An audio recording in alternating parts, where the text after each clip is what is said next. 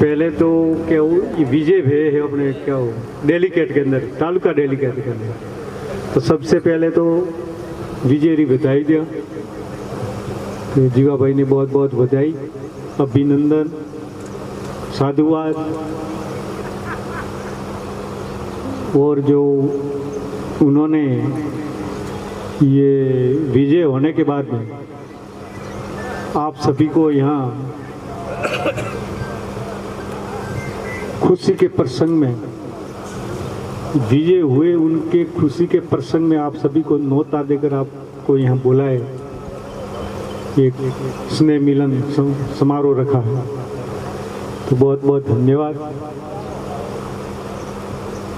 तो जो चुनाव के अंदर जो सभी फार्म भरते हैं, सभी खड़े होते हैं, मतलब अपनी अपनी पार्टी से, तो पार्टी के अंदर जो चाहे कांग्रेस हो, बीजेपी हो या चाहे कोई दूसरी पार्टी हो, आपस में जो खड़े होते हैं तो एक ही जीतता है, कोई सभी तो जीत नहीं सकते। तो फिर वो जीतने के बाद में जो जीतता है और हारता है, उनको कभी आपस में मन मुटाव नहीं होना चाहिए, क्योंकि ये तो राजनीति है। जो राजनीति खेलते हैं उनको पता है कि जो राजनीति खेलते हैं उस टाइम में एक दूसरे की जो टीका टिप्पणी करते हैं, जो टांग खिंचाई करते हैं, सब कुछ करते हैं, लेकिन शाम के टाइम में सब साथ में बैठते हैं, कोई किसी को कोई किसी प्रकार की मन मुटाव होता ही नहीं है। और एक समाज अपने ऐसी है कि ये राजनीति के अंदर से हमेशा दूर रही है।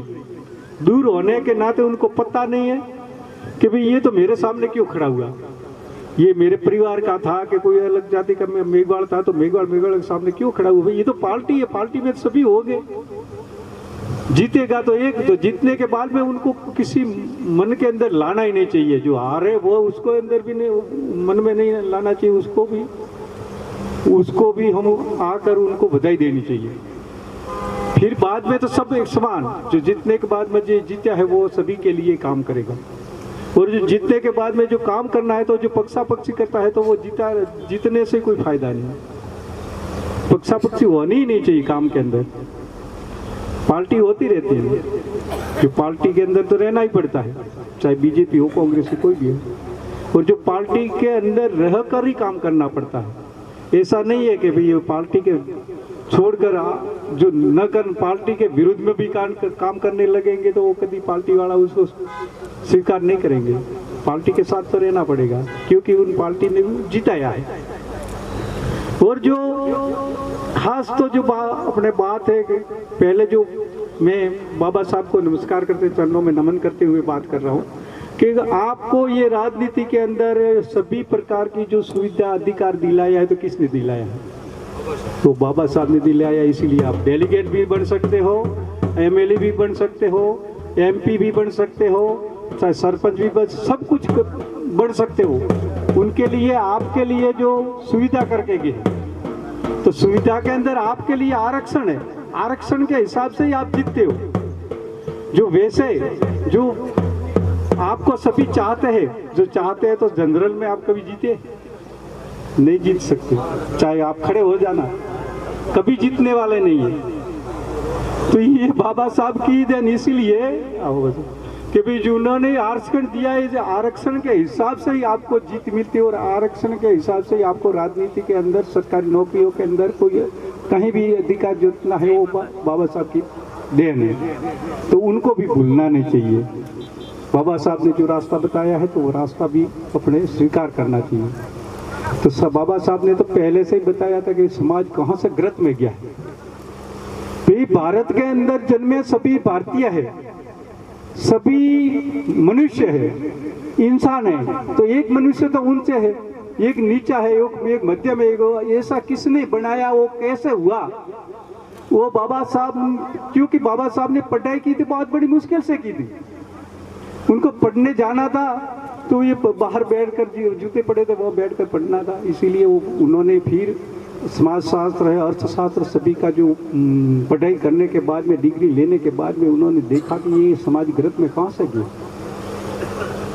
तो उन्होंने फिर वो खोज करते करते कि भाई ये कैसे ग्रत में गए, ये सभी ग्रत में जो समाज कमज़ोर हुआ है वहाँ से उन्होंने शुरुआत की कि नहीं भाई इन तरीके से ये उन्होंने सभी प्रकार की डिग्रियाँ प्राप्त की, क्योंकि शिक्षा एक शेरनी का दूध है जो पिए क्या बहुत अड़े। जो बाबा साहब ने जो शिक्षा प्राप्त नहीं की होती तो आप किसी काम के नहीं होते, क्योंकि शिक्षा नहीं होती तो आप बाबा साहब को ऐसा चांस ही नहीं मिलता, संविधान बनाने का चांस मिलता ही नहीं, तो चांस मिलता नहीं तो आप तो वो की परिस्थिति में रहते, उसी उनसे भी बदतर हो जाते। इसलिए बाबा साहब को भी भूलना नहीं चाहिए। और जीत कैसे होती है? जीतने के लिए पूरे से पूरी मेहनत लगानी पड़ती है। वो क्या है, सुकरात यूनान में एक सुकरात तो हो गया पहला दार्शनिक, तो एक वो सुकरात क्या था, नदी के अंदर स्नान कर रहा था, तो वहाँ से एक व्यक्ति निकला कि भाई सुकरात तो विद्वान है, वो जवाब देता है, सभी सवालों का जवाब देता है। तो उन्होंने एक सवाल किया कि भाई ये अरे सुकरात ठीक है क्या है भाई, तो ये सफलता का राज क्या है ये मेरे को बताओ। तो कभी सुकरात ने सुना तो सही, लेकिन कंधे से पानी में नदी के अंदर स्नान कर रहा था, तो उन्होंने सुना अनसुना करके बोला भाई मेरे को आवाज नहीं आ रही, तो मेरे पास में आ जाओ और फिर बता मेरे को।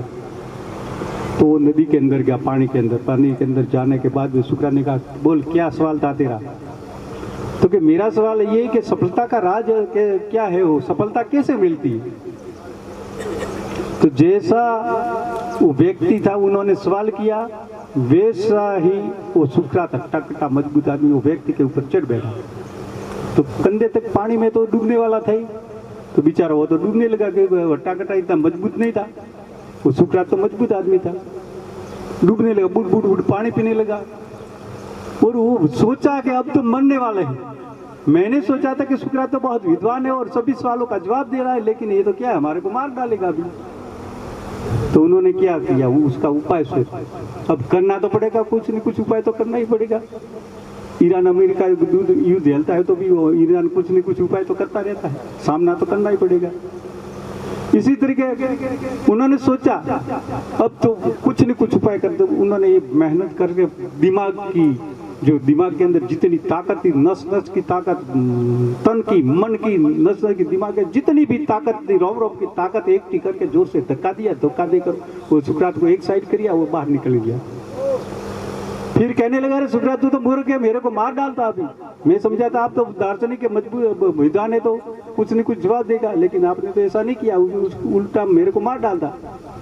तब सुकरात कहता है कि भाई मैं तेरे सवाल का जवाब दिया है, तो कि कैसे, ऐसा कैसा जवाब, अभी मर जाता मैं। तो चलो मैं तेरे ऊपर बैठ गया तो तूने क्या किया? तो वो कहता है व्यक्ति कि मैंने क्या किया, वो तो मैं बचने का उपाय किया। तो क्या किया कि मेरी जितनी भी ताकत थी शरीर के अंदर, नस नस रोम की जितनी ताकत थी, जोर थी, एक ताकत एक कर जोर से धक्का देकर मैं बाहर निकल गया और मैं बच गया। तो बस ये सफलता का राज है। सफल होना है तो आपके पास में जितनी ताकत है वो झोंक दो, उसके अंदर लगा दो, तो ही आप सफल होंगे। आपके अंदर खुद की ताकत, परिवार की ताकत, जो वोटों के अंदर आपको सफलता होना है तो खुद की ताकत, परिवार की ताकत, सगे संबंधियों की ताकत और पार्टी के व्यक्तियों की ताकत सभी को मिलाकर आप लगा दोगे तो आप हमेशा सफल होते ही जा रहोगे। नहीं ताकत तो लगानी नहीं, ऐसे बैठे हमें तो जीत जाएंगे नहीं, जीतना बहुत मुश्किल मामला। ये वो वोटों वाला, ये राजनीति वाला है ना, वो तो बहुत मुश्किल है, क्योंकि सभी का ये क्या है, वो मत जीतना बहुत मुश्किल है। सभी का मन जीतना है ना, बहुत बड़ा मुश्किल है। इसलिए उसके अंदर पूरी ताकत लगानी पड़ी हो। फिर आपका स्वभाव, आप क्या है, मनुष्य के साथ में कैसा व्यवहार रखते हो सभी के साथ में, वो भी काम आता है। और आप किन तरीके से सभी के साथ बर्ताव रखते हो, तो ये आपका व्यवहार भी काम आता है। और आप जितने लोगों के साथ में हिल मिल के रहोगे, सभी प्रकार के, कोई जातिवाद के हिसाब से नहीं, हर जाति के साथ में हिल मिल के रहना पड़ता है। आप जो जिस गांव में रहते हैं तो उसी गांव के अंदर सभी के साथ में मिलकर रहना पड़ता है। नहीं कि ऐसा कि भी अलग होकर जाएंगे, ये उनका विरोध करो, उनका विरोध करते हैं, तो विरोध करने से कोई फायदा होने वाला नहीं। जो आपको कुछ न कुछ करना है, कुछ कर दिखाना है, आगे बढ़ना है, तो आपको सभी को साथ में लेकर चलना पड़ेगा, तो ही कुछ न कुछ कर पाओगे। नहीं तो आपका परिवार वाला भी आपको छोड़ देंगे। तो हमेशा कहीं भी रहो तो आप सभी का चहेता बन जाओ, सभी का चहेता, सभी आपको चाहे। इन तरीके से आपको काम करना चाहिए, अनचहता नहीं करना होना चाहिए, आवश्यक बनो, अनावश्यक नहीं बनना। कोई कहीं भी हो बैठा हो तो आपकी बात चलनी नहीं कि भाई ये व्यक्ति तो बहुत बढ़िया आदमी है। इन तरीके से आप मनुष्य, इंसान मुश्किल से बनता है। मनुष्य जन्म एक बहुत बड़ी दुर्लभ से मिलता है, नहीं मिलता। देवता भी जानता है कि हमारे को एक बार जो मनुष्य जन्म में भेज दिया होता तो हम जो क्या है भजन करके को ऐसा काम करके फिर वो क्या है मुक्ति कर लेते कि हम देवता की यूनि में से हम निकल जाते और आवागमन मिटा देते। तो ये मनुष्य जन्म इतना महान जन्म है, तो उसको दूर ऐसे फालतू के कोयला बनाना नहीं है, उनको तो उपयोग में कर लेना है। और जाने के बाद में भी आपको याद करते रहे, एक पेटी नहीं 10 पेटी हजारों पेटी आपको याद करते रहे। इन तरीके से आपको काम करना चाहिए। तो मनुष्य बनने के बाद में वो क्या करते हैं, आपको पता नहीं कि भाई इंसान क्या है, जन्म लिया है फिर कब मर जाना है। तो मरना जन्मना ये तो है ही, लेकिन जन्म लेना ये आपके हाथ में नहीं और मरना ये भी आपके हाथ में नहीं। ये 3 पन्नों की डायरी है। 3 पन्नों की डायरी के अंदर पहला पन्ना भी लिखा हुआ है और छिल्ला पन्ना भी लिखा हुआ है। बीच वाला पन्ना आपके पास में, बीच वाला पन्ना है वो कोरा पड़ा है। क्यों? आप में आप चाहो तो अच्छा भी लिख सकते हो, आप चाहो तो बुरा भी लिख सकते हो, और जो आप चाहो वैसा कुछ न कुछ अच्छा करके दिखा करके लिख कर जा सकते हो। तो बीच वाला पन्ना इन तरीके से लिखो तो जाने के बाद वे लोग आपकी प्रेरणा लें। वो कहाँ जन्मा वो भी आपको हाथ में नहीं था। गरीबी में भले जन्मा, गरीबी में जन्मने से बाद में फिर आपको गरीबी में पड़ा रहना ये आपके लिए पाप है। सभी जितने महान हो गए, बिजनेसमैन हो गए, उद्योगपति हो गए, जितने बड़े बड़े जो भारत को जो आदि प्रॉपर्टी उनके पास में इतना महान हो गए, वे सभी गरीबी में ही जन्मे थे। चाहे कोई हो, टाटा बिरला हो गए, चाहे सब अडानी उमानी मुकानी जो कोई हो, ये सभी गरीब परिस्थिति में जन्मे थे। लेकिन उन्होंने जन्मने के बाद में, बड़े होने के बाद में क्या किया, उन्होंने मेहनत की। धन्यवाद, अभिनंदन, साधुवाद, आशीर्वाद के आगे से आगे काम करते रहे, वो आगे से आगे बढ़ते रहे और अच्छी तरह सभी के साथ में मिलकर काम करें, ऐसी शुभ भावना। बहुत बहुत धन्यवाद। बोल सदगुरु भगवान की।